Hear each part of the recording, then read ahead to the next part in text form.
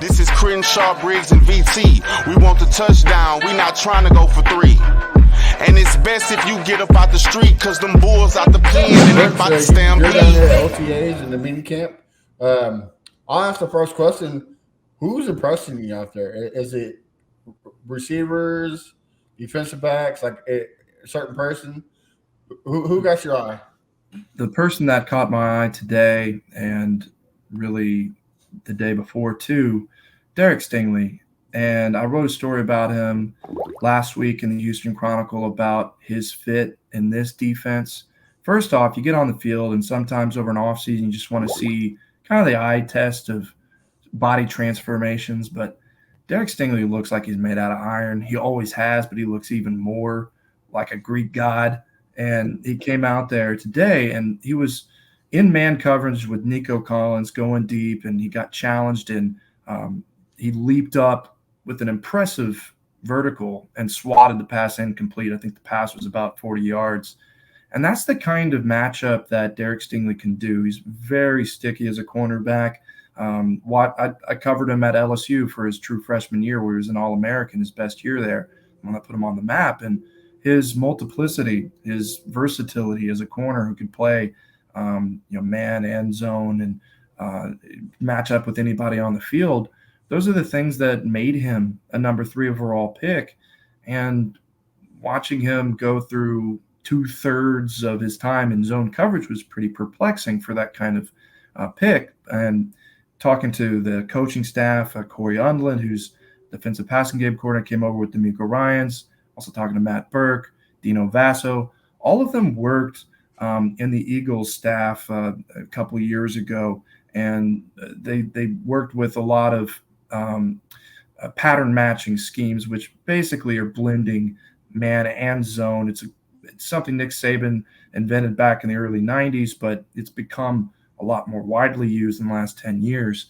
And his fit in this Stingley's, they're saying this is exactly what can be played to his strengths. So seeing him on the field making plays like that are really encouraging for someone that only played about 9 games last year, and then and seeing him still make speed, leaping, all of that, he looked really good.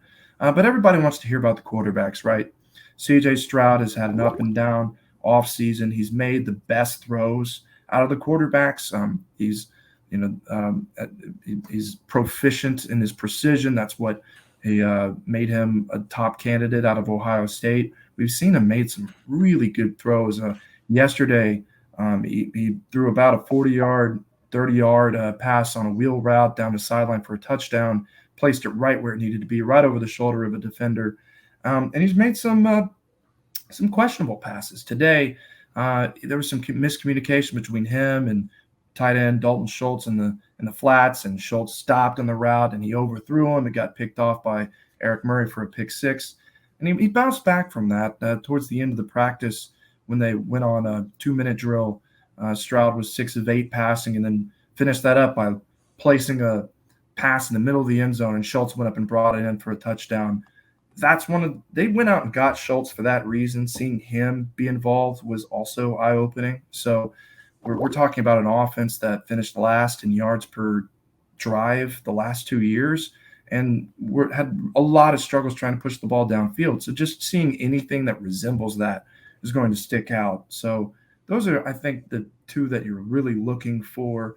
But there are other people. Jalen Petrie, he looked good at spots last year, and I think a lot of people look bad in that defense for faults that weren't exactly their own. And Petrie was having to make plays that he didn't really have to make because he led the Texans in tackles. Him and Jonathan Owens led the Texans in tackles.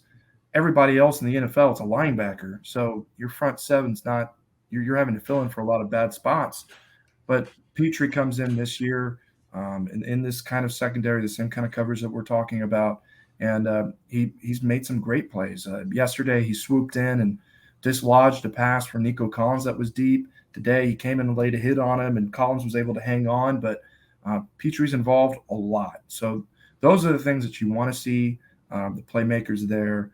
I can't really say much about the offensive line or defensive line just because this isn't live contact in the sense that, you know, we're going to see Will Anderson Jr.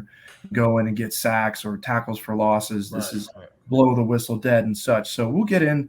I'm really excited for training camp, and I'm really excited that they have 2 joint practices with both the Dolphins and the Saints.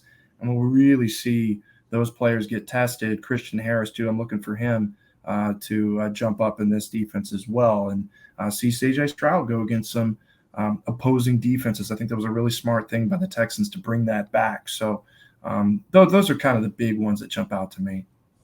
You not really in touch if you not tuning in. This is Crenshaw, Briggs, and VT. We want the touchdown. We not trying to go for 3.